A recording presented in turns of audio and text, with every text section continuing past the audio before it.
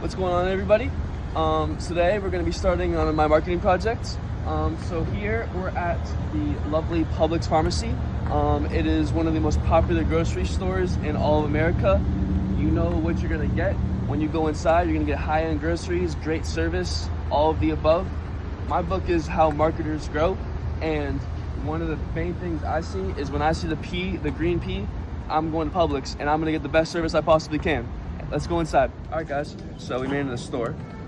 My book always talks about easier to recall, easier to buy. So we have here Oreo brand and we have the Publix brands.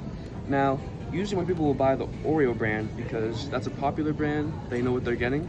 But Publix brand, some people who go to Publix more often than other grocery stores may prefer this. So brand preference may not seem like a lot, but in reality, it really matters a lot. So on to the next product. All right, guys, so here we have different products. So we just talked about the cookies last time, but it doesn't have to be food. It can be other things too. Like here, we have a Publix glass cleaner. Here, we have the standard Windex. Now, you probably are thinking they do the same thing, which they probably do, but people are more inclined to buy Windex because of that popular brand and that reputation they already have of being one of the best glass cleaners in the entire country. But this thing could probably be just as sufficient. It could do the same job, maybe even better. People don't know.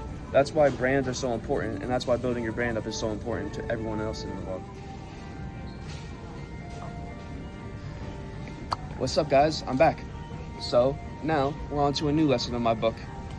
Mass marketing versus hyper-targeting. Hyper-targeting is focusing a small amount but trying to get the most out of it. Mass marketing is simply just showing all of these products. As we have here, we have a lot of Coke products. And while hyper-targeting may be good in some instances for smaller things, more expensive things, stuff like that, mass marketing just allows for people to see that product more, look at it more, and just visualize what they actually want to buy. Because when you have all this in front of you, you're more likely to buy it than if there's just a single thing of Sprite right there. If you see all this Coke right here and just a single thing of Sprite right here, you're more likely to buy the Coke because you're like, oh, I want this because there's a lot more of it. And that is what Byron Sharp is talking about when he's talking about how hyper-targeting may be useful, but mass marketing always leads to more buyers. Well, guys, that concludes our Publix trip.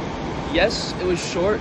Yes, not a lot of things were covered, but in total, when it comes to marketing, all you want to do and the main lesson you want to do is just build your brand to the highest it possibly can.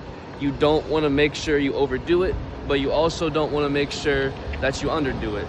That's why with Byron Sharp's message of marketers, brands, and growing is all about dedication, selflessness, and just learning how to be yourself. So our Publix stop today was great. We learned a lot.